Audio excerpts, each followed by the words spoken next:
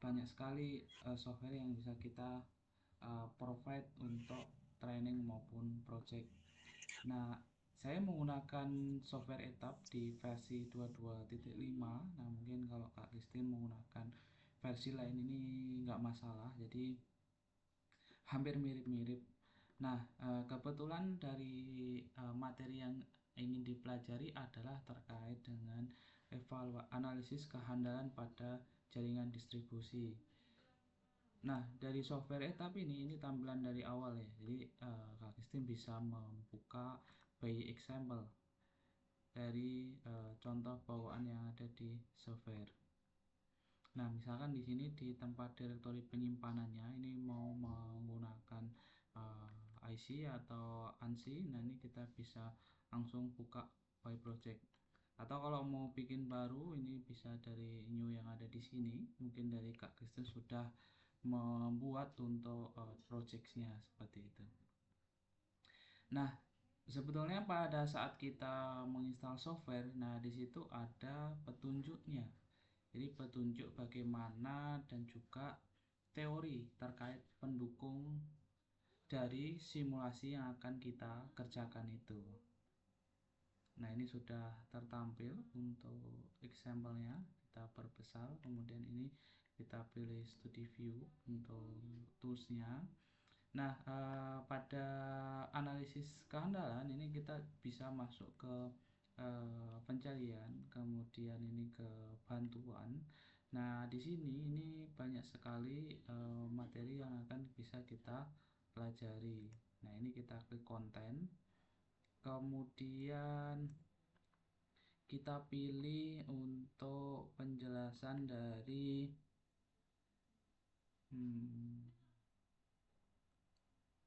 analisis reliability. Nah, ini reliability assessment analysis. Nah, jadi poin yang bisa dijelaskan bahwa secara basic itu kehandalan atau asesmen kehandalan ini ada di masing-masing dari peralatan itu sendiri. Nah, makanya pada saat kita mau menjalankan simulasi kehandalan itu kita memasukkan dari suatu komponen. Ada yang namanya MTTR, maintain to failure, kemudian to repair, kemudian MTTF, mean time to failure atau indeks rata-rata kegagalan seperti itu. Nah, di sini ada namanya load point average failure atau yang biasa dinamakan rate alpha, kemudian average outage duration ini dengan satuan R, dan juga annual unavailability ini merupakan ketidaktersediaan selama 1 tahun. Nah, kemudian indeks-indeks evaluasi yang bisa dilakukan itu yang ada di etap seperti SAIFI, kemudian SAIDI, CAIDI, AIC, ASUI, kemudian CTAID, ALII, ACCI, dan AENS. Sama berapa biaya yang terdampak akibat dari suatu gangguan tersebut. Nah, ini makanya ada expected energy not supply, jadi ekspektasi dari biaya energi yang seharusnya misalkan selama 1 jam itu mensuplai energi sekian, maka dia tidak mensuplai seperti itu. Kemudian ada expected interruption cost, jadi biaya ekspektasi dari gangguan tersebut. Kemudian interrupt energi assessment rate ini adalah rasio assessment energi terhadap gangguan tersebut. Nah, kemudian di software ini ada beberapa fitur yang bisa kita buat seperti itu, mulai dari Common Integrated Database, kemudian 3D data struktur, kemudian radial atau kombinasi sistem, dan lain sebagainya sampai ke bawah-bawah ini. Nah, kemudian untuk toolbarsnya kita menggunakan ini ya, berupa semacam seperti blok kontrol diagram yang menandakan ini adalah analisis kehandalan seperti itu. Kemudian toolsnya nanti kita bisa coba. Kemudian ini untuk memplot report, kemudian ini untuk in case skenario seperti itu. Nah, kemudian untuk toolbar studi case ya, ini studi case misalkan ada kategori tertentu, kemudian di sini ada step by step ya, jadi mulai dari info, kemudian di sini dijelaskan untuk fungsi-fungsi penggunaan, kemudian metode ya. Metode ini berdasarkan single contingency atau double contingency.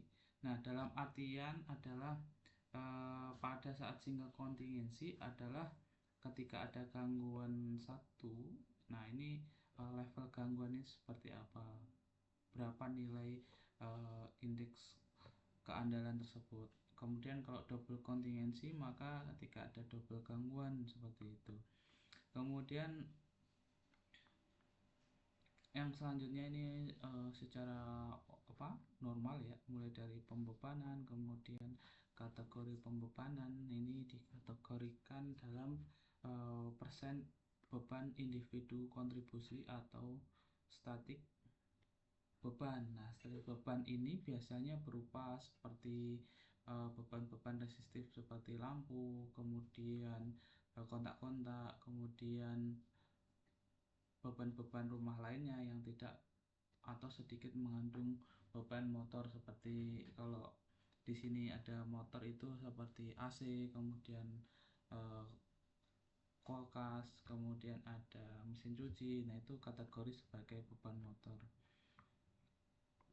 Nah, kemudian terkait dengan operasi, ini daya secara umum, kemudian maksimum momentary durasi ini adalah durasi yang diperbolehkan dalam waktu kegagalan tersebut.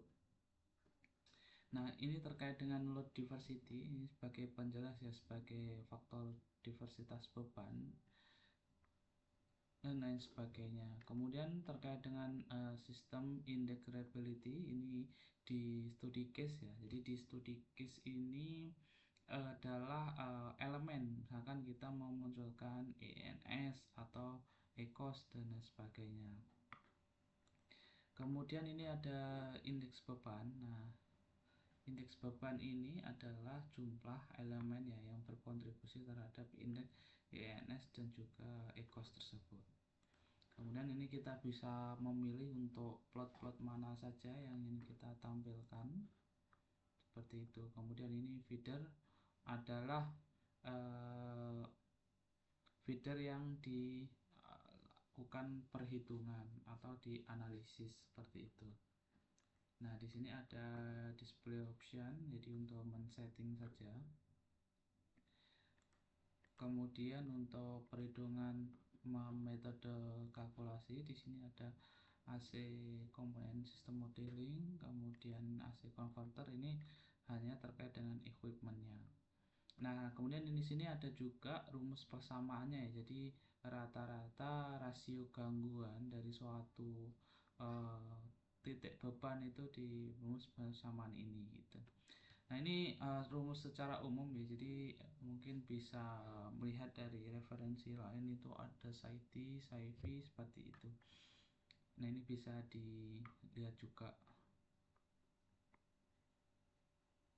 Nah, ini SciVi, SciTi, CaITi. Nah, ini sama ya, jumlah total gangguan per jumlah gangguan yang disuplai seperti itu. Nah, sedangkan yang di atas ini adalah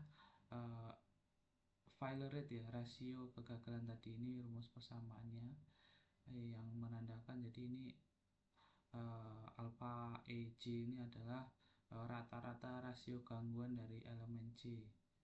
Jadi elemen C ini biasanya adalah elemen misalkan pada kabel atau konduktor atau pada komponen beban seperti itu. Nah, NE ini adalah total jumlah dari elemen yang terjadi gangguan atau yang akan mengakibatkan suatu gangguan pada beban tersebut, dan lain sebagainya sampai ke bawah ini. Ini bisa dibuka-buka ulang penjelasannya. Kemudian terkait dengan kebutuhan data ya. Nah, ini sangat penting bahwa kebutuhan data ini tentunya atau keakuratan data ini akan mendukung studi kita itu bisa dikerjakan dengan baik dan hasilnya sesuai dengan ekspektasi atau tingkat hasil itu yang mendekati dari hasil yang sesungguhnya. Jadi suatu program komputasi ini kan tentunya ada input. Nah, input ini adalah berasal data yang kita gunakan, kemudian proses. Nah, prosesnya dibantu dengan software etap, kemudian output adalah hasil dari pemrosesan dari suatu data yang kita masukkan itu tadi. Nah, kemudian di sini ada contoh misalkan bus data ini terkait dengan active value rate, kemudian repair rate, switching time, kemudian replacement time. Nah, mungkin dari Kak Kristin ada pertanyaan. Nah, sebetulnya itu kan secara teori. Kemudian bagaimana kita memasukkan data-data tersebut sedangkan mungkin kita tidak memiliki data seakurat itu. Nah, memang itu yang menjadi ini ya tantangannya. Jadi kadangkala pada saat kita melakukan studi assessment itu data-data ini memang sangat penting untuk kita bisa ketahui atau dapatkan. Jadi salah satu gathering data ini bisa dari beberapa open source sumber seperti kajian, kemudian artikel, paper, jurnal dan lain sebagainya atau artikel report ya. Sebagai contoh di IRENA atau EPRI itu yang sering mengeluarkan technical report di bidang sistem tenaga listrik seperti itu.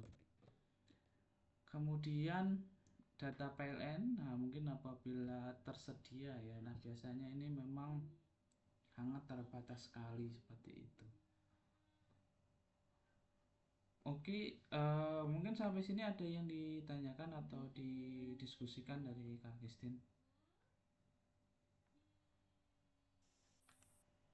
Untuk penjelasannya sepertinya cukup, Kak. Oke, oke cukup ya, cukup jelas. Terus kemudian pada saat kita mau melakukan simulasi analisis reliability ini toolsnya kita pilih yang ini. Jadi reliability assessment. Nah, di reliability assessment sesuai dengan data yang kita inputkan tadi, ini saya mengambil contoh ya. Nah, itu bisa masuk ke ini tab reliability.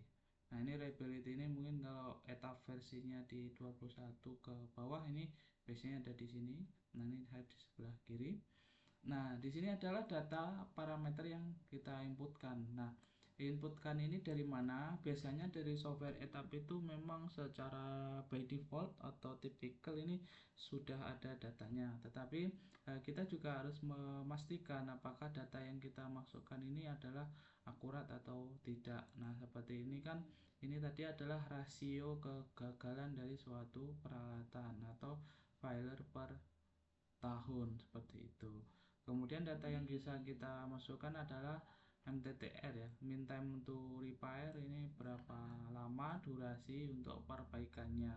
Nah, ini biasanya dari PLN ini tentunya ada data-data seperti ini.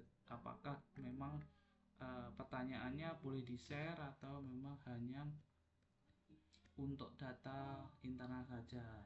Kemudian data-data pelanggan ini juga bisa kita masukkan ya. Jadi durasi rasio kegagalan di suatu pelanggan itu dalam 1 tahun itu berapa kali, kemudian uh, berapa lama untuk perbaikannya. Nah, ini kita masukkan semua seperti itu. Nah, dari semua itu apabila kita sudah memasukkan dari data-datanya, maka kita bisa mengklik untuk edit study case. Nah, di edit study case ini adalah men-setting ya. Jadi simulasi seperti apa yang kita inginkan. Nah, sebagai contoh yang tadi di sini adalah edit study case. Ini adalah reliability assessment, kemudian metode, apakah kita mau mempertimbangkan dengan single contingency level atau double contingency level. Kemudian untuk kategori pembebanan ini by default. Kemudian ini ada maksimum momentary duration ya, jadi durasi indeks dari analisis kegagalannya. Kemudian untuk sistem index report, nah di sini ada yang tadi ya, berapa nomor dari kontribusi untuk NS ini untuk perankingannya. Ini juga sama. Kemudian ini plot mana-mana saja untuk poin yang ingin kita lihat seperti itu.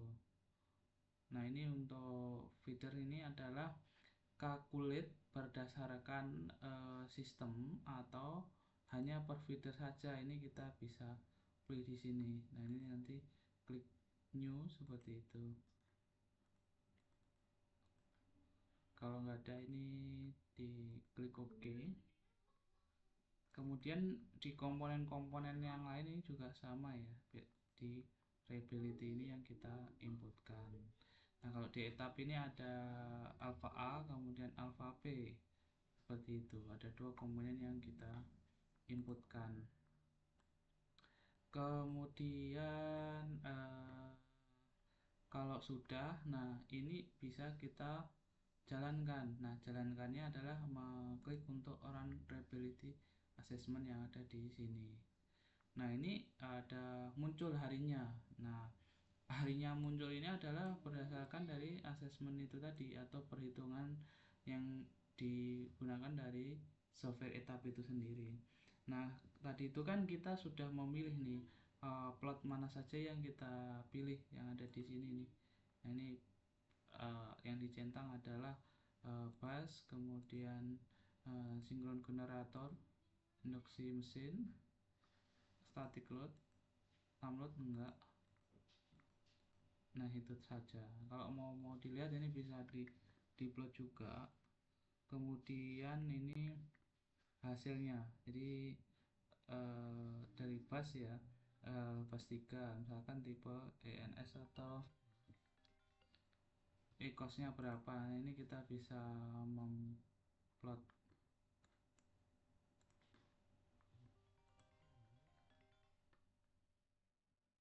Ya, ini kita klik yang ada. Nah, ini untuk nilainya ya, jadi bisa tertampil. Kemudian reportnya ini kita bisa melihat di summary atau result. Nah, summary ini adalah secara ringkasannya.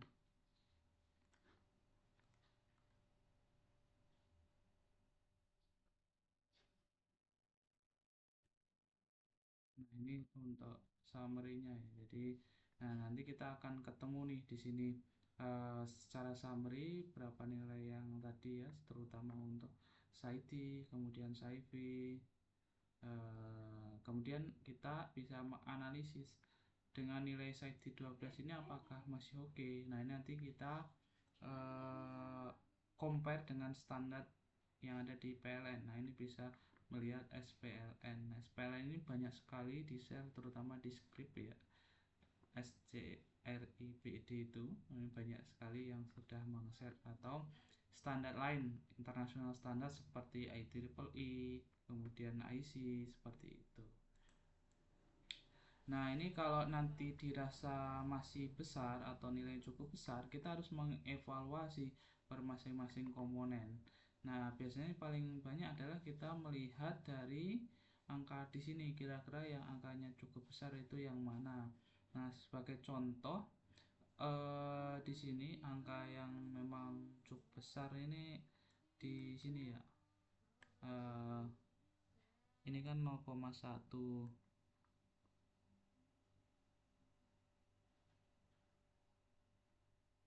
Kemudian ini 184 hari. Nah, nanti sistem improvementnya ini bervariasi dan bermacam-macam.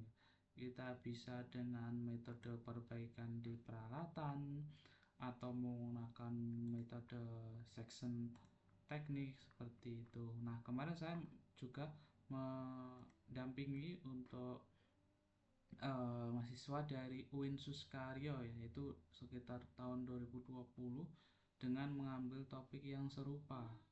Ini saya coba buka hmm,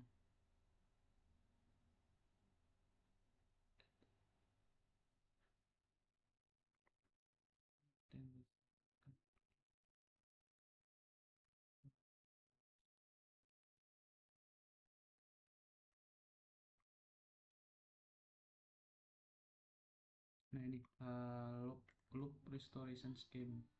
Nah, ini untuk metode LRS ya, sama kayak tadi ini di Pangkalan 50 Kota, ini di Medan kalau nggak salah. Jadi ini melihat nilai indeks kehandalan dengan menggunakan cara adalah loop restoration scheme. Jadi kalau secara prinsip dengan menambahkan switchnya ini diatur dengan tingkat kehandalan. Nah, di situ dia bisa melakukan closing karena yang awalnya sistemnya radial itu ke sistem yang looping seperti itu. Nah, ini bisa dilihat di sini.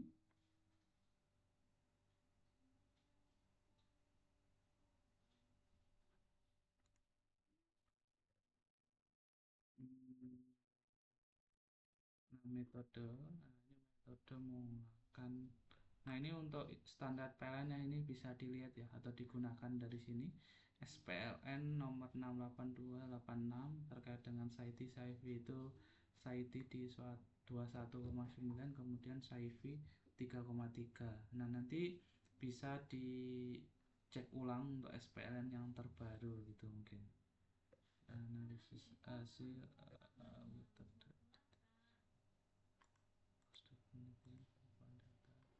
Nah, ini pengumpulan data ini juga dapat data dari PLN di P3 Payakumbuh ya. Ini ada data gangguan per feeder sama tahun di 2019. Jadi nanti akan dikasih data gangguan seperti ini per feeder, per single line diagram dengan single line diagram seperti ini. Kemudian data saluran, data pelanggan, data trafo, data recloser. Nah, ini data recloser setting yang dimasukkan di dalam etap. Kemudian analisis sebelum recloser terpasang dan setelah recloser terpasang, dan penempatan LRS atau loop restoration scheme seperti itu. Nah, dari sini ini ada hasilnya ya. Jadi di hasil terhadap analisa tersebut, nah penambahnya adalah dengan menambahkan di sini LRS-nya atau loop restoration scheme dengan menambahkan switch atau ini ya LPS, kemudian ini yang penambahan recloser seperti itu. Nah, hasilnya juga terjadi perbedaan antara kondisi existing dengan penambahan recloser dan persentasenya. Kemudian dengan penambahan LRS atau loop restoration scheme. Nah, di sini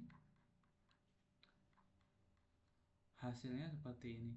Kondisi existing loop restoration scheme ini juga cukup rendah dengan nilai 1,6 dan 8,9 dibanding dengan metode hanya menambahkan recloser saja ini masih 3 dan juga 16, walaupun juga yang SAIDI ini masih dalam batasan, yang tadi kan di sekitar 22 sama 3,3 seperti itu.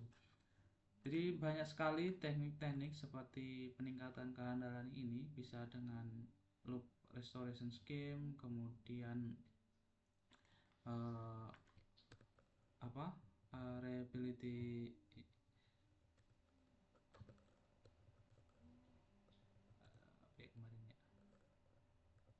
kemarin ya. Saya lihat di sini di daftar pustaka.